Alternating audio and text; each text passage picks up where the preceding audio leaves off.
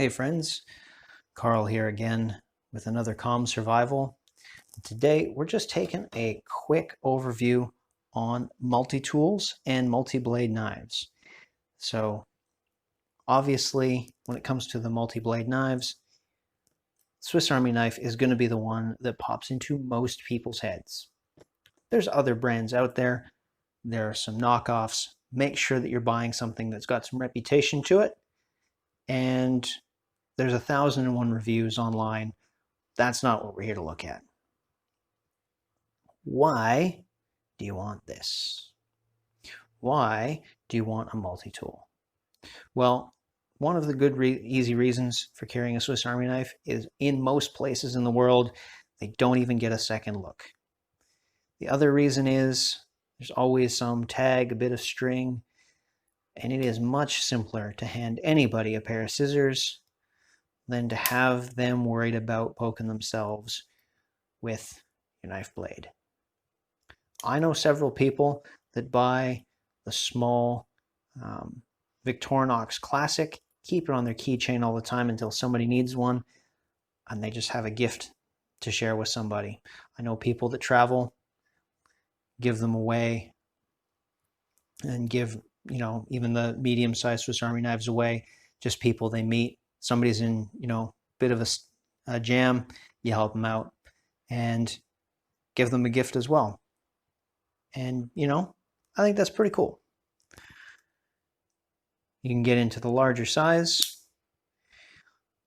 This knife saved me pretty solid once because one of the downsides of a regular Swiss Army knife is they won't get all the way through a large size dinner roll nice and easy, nice big sandwich bun.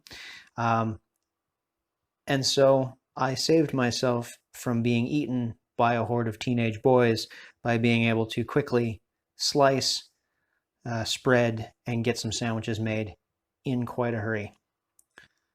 Which, was handy. Also considering pretty hard to make tuna sandwiches if somebody hasn't brought a can opener and you don't have a pop top. So definitely, even though I kind of joke, an unexpected lifesaver. We would have lived. It just would have been inconvenient. Okay? And when it comes to Swiss Army knives, all different sizes, all different varieties, you might be surprised at how often you'll use some of the tools that you wouldn't necessarily think you'll come across in daily life. So next we've got our big pliers tools. Okay. This one is pretty simple.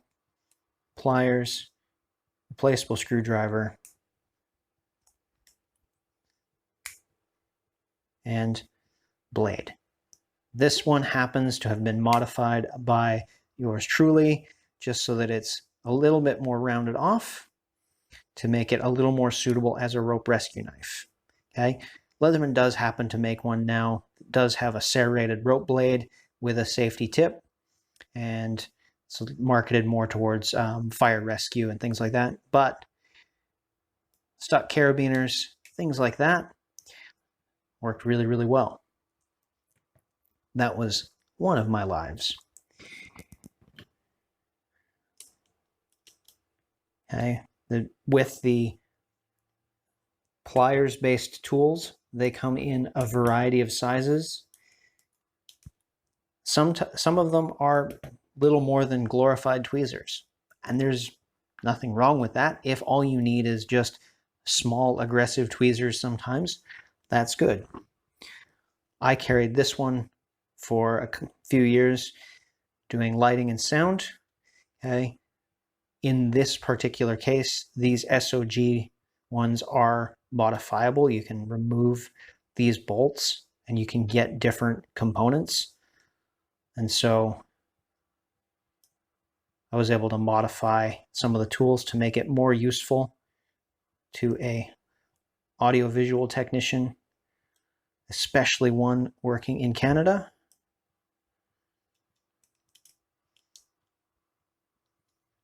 Okay. And these also have some military-ness to them, so they've got crimpers and things like that, which they kind of work for normal press crimps, but they also kind of don't. It's you're making a compromise upon a compromise upon a compromise. Okay, but they are a thing that exist. And then we have a more medium-sized multi-tool, another Leatherman. Now, this Victorinox tool is a different beast altogether. One of the things that you get when you pay the money is you get a lot more tools. So size-wise, these tools are about equivalent, but you can see just how efficient the space use in the Victorinox is. You can see how much more polished it is. It is significantly heavier. Okay, so all things with a cost, but all the way through, there's a heap of good choices out there, just depending on your needs. Remember, when it comes to a pair of pliers, these are not going to be as good as the pair of pliers from a toolbox that is this size, because you're making compromises. Any of these can be broken. Anybody can mash on them hard enough to break them, and people often will complain that, well, it's not a good pair of pliers. No, it's not a good pair of pliers. It's not a good serrated knife blade. It's not a good saw. It's not a good can opener. It's not a good screwdriver. It's not a good file. It's not a good any of them. But if they're the one you have with you on the day, they're better than your fingernails and your teeth by a long stretch. So lots of options available in the market. You just got to look around. But something that I think is definitely has a part in a toolkit as long as it's well thought out. But also keep in mind, out of a $150 price tag, you're dividing that among all of those tools. So if you're buying the $15 one, you're still dividing that price tag among all those tools. I would say this is one of those cases where if you can't buy the good one, you're probably better off finding a way around something else, because cheap multi-tools are almost worse than useless, because they kind of lead you to believe that you have more capability than you really do. So these can be had, but do yourself a favor and at least get into the middle of the market. Don't just buy the hardware store bottom shelf stuff. All right, we'll catch you next time.